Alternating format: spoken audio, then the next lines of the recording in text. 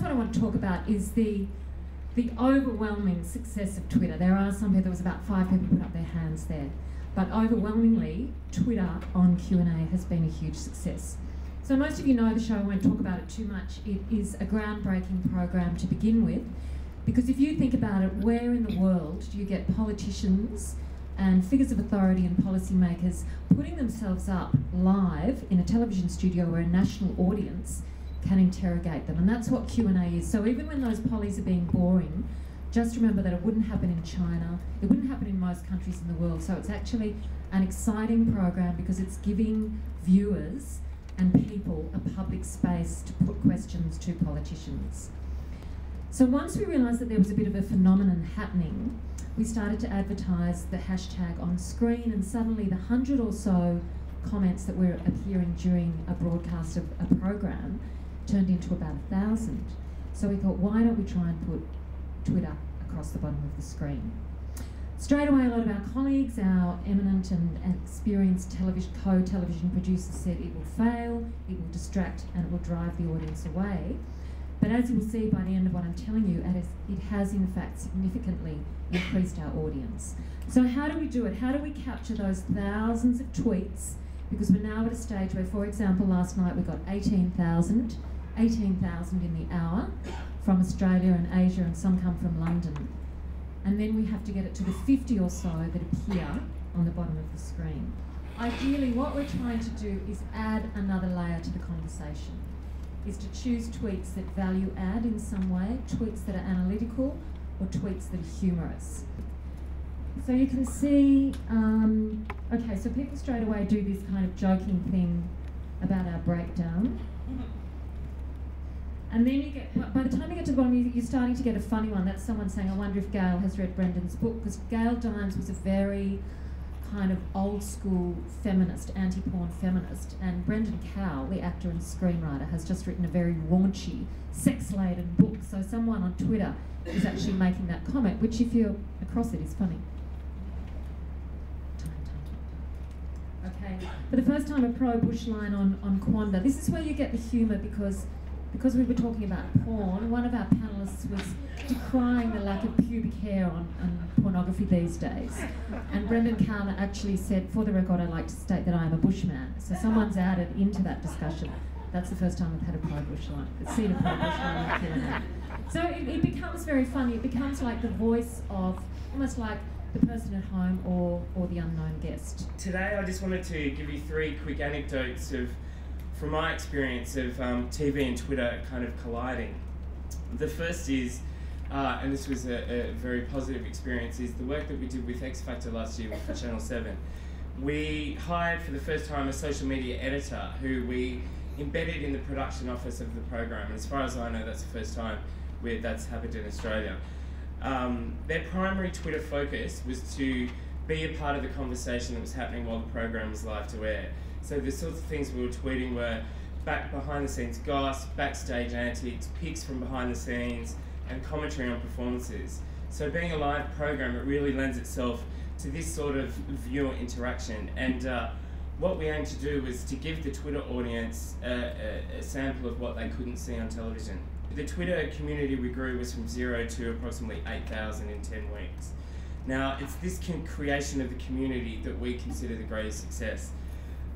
It also becomes an invaluable database when you're looking at series 2, 3 and 4, when you're promoting auditions or news around the program.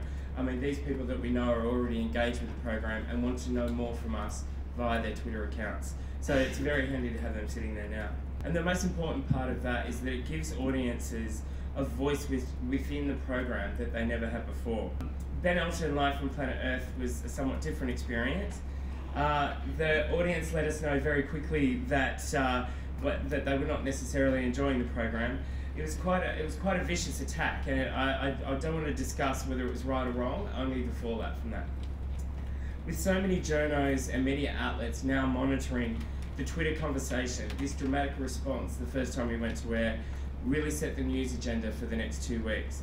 All news stories in the immediate days after focused heavily on the Twitter conversation from the premiere night. We did considerable press with Ben for episode 2, and literally in every interview, Ben was asked questions about the Twitter response. So Twitter became unavoidable. As a publicist, I need to know what the audience is saying about our programs so that I know what I am potentially dealing with in the media. Never before has a journo had such direct contact and immediate access to our audience, and that's all thanks to Twitter.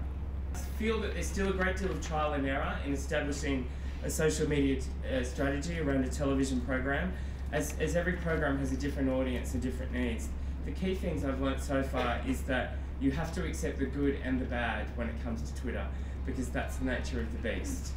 I'm especially pleased to be here with actual people from the television, because they're kind enough to let me share the panel, and they know all of the kinds of things that that I'm fascinated. This is exactly the kind of thing I would have come and seen if I wasn't a cartoonist who had 1100, all those things, because I watch it. You know, I'm a consumer, so I'm a bit of a fanboy today. I pretty much spend a lot of time tweeting and yelling at the telly. I don't try and tell gags all the time, because the pressure of just trying to be funny, I mean, there are comedians and there are people and they pretty much use it to tell jokes. I struggle with that kind of pressure, and it's far more adorable when I'm just me, and people seem to relate to that much better. So I find that works for the first dog on the moon brand, which is, of course, as Steve was saying, that is what Twitter is all about. Or not. It's, I mean, and again, as you pointed out, it's so organic and feral that I would suggest any of the serious marketing successes on Twitter have been pretty much completely accidental, because I don't think people have figured it out yet. And I just made that up, but if you disagree with me, I will block you and report you as spam. I have to say, there's no other social media where you can do something as satisfying as blocking and reporting someone as spam, even if they're not. You know? I have no idea what Twitter do with that, but it just feels so good. There is one show I like better for Twitter, and that's Parliamentary Question Time.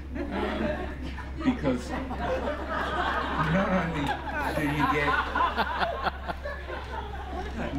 you get to watch it on television, and again you have the community of like-minded people and you can have the arguments, but you've also got the journalists.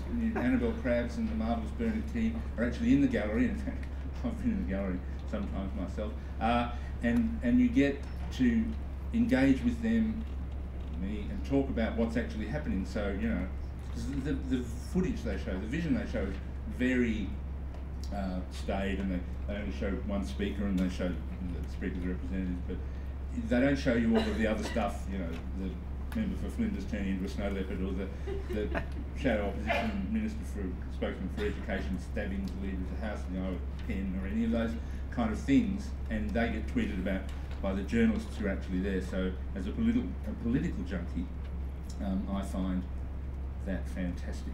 We're doing all of this in real time.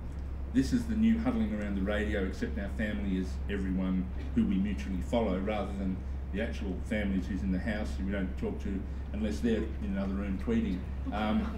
We've got a microphone in the audience. Would anybody like to ask a question? Second row, please. If you'd like to tell us who you are, where you're from, and please direct your question to the relevant person. Hi, Sophia from SBS. My question's for Amanda. You mentioned that you receive thousands of tweets per show. Obviously you can't use them all. But do you analyse them to find out more about your audience, or to shape the editorial agenda of a future show? Look, we don't do any official research. I wish we had the time and money to do that, because it's just like a minefield there. But obviously we often, when we see ones recurring, we often go onto Twitter and have a look at their profiles. That, keeping in mind that, you know, this is what people say about themselves, so you can't always trust it. What's really interesting, and just to chime with what Dog was saying, was that it is actually a new social experience of watching television. It is that. And what's been fascinating for us is Twitter has brought to Q&A people who didn't watch ABC television, who only watched commercial television, and we can tell that from what they're tweeting, so that's great. It's brought to Q&A people who don't watch television. I mean, you know, a lot of people don't watch TV very much at all. So it's actually bringing people back to television in a funny way, even though it's a new technology. Just briefly, I can see myself that there's a lot of students and there's a lot of young people, there's a lot of school students actually, because you can tell by the stuff they're talking about. And then of course there are lots of political junkies, people like First Dog, lots of people from political parties, and then just lots and lots of regular people, lots and lots of regular people. So nothing official, but slowly we're getting a very good idea.